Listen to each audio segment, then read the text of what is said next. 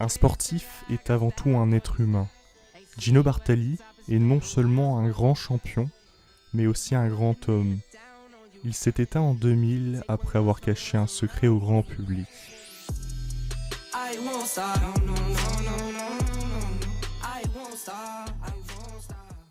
Bonjour à tous et à toutes. Après avoir parlé de la Voix du Tour, on s'intéresse aujourd'hui à un fait historique. Retour à l'époque de la Seconde Guerre mondiale. Les nazis règnent sur l'Europe.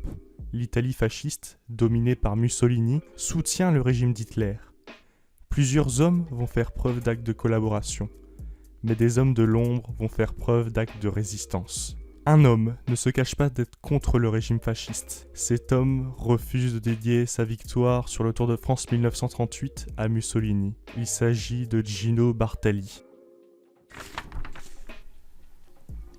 Alerté par cette situation, le résistant, l'archevêque Elia Dalla Costa, qui a uni Bartali et sa femme autrefois, voit en lui un soutien de taille. Il mobilise d'ores et déjà son clergé pour mettre à l'abri des familles juives et les sauver des mains du régime.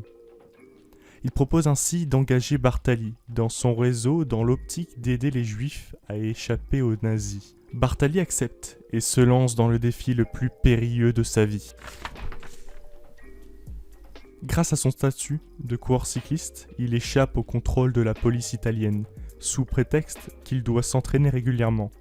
Il effectue de longues distances, à fréquence régulière, pour acheminer des documents d'identité contrefaits, afin que les juifs puissent vivre sous une autre identité, mais aussi des journaux servant à la résistance. Il dissimule tous ces documents dans le cadre et le guidon de son vélo.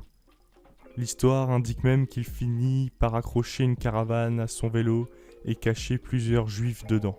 Mais la police finit par avoir des doutes concernant les pratiques du cycliste italien. Il se fait arrêter à de multiples reprises et assure coopérer avec les autorités. Seulement, il ne demande qu'aucun ne puisse toucher à son vélo sous prétexte qu'il est réglé pour atteindre une vitesse optimale. Il ne sera finalement jamais attrapé par la patrouille. Après la guerre, Bartali fait le choix de ne pas raconter ses exploits. Seul son fils Andreas a été alerté, mais son père l'a mis en garde. Je cite « Tu dois faire des choses bien, mais tu ne dois pas en parler. » À ce jour, on dit que Bartali aurait contribué à sauver pas moins de 800 juifs. En 2013, il est reconnu comme juste parmi les nations. En 2018, lorsque le Tour d'Italie part de Jérusalem, il devient citoyen d'honneur de l'État d'Israël. Un grand homme pour de grands exploits.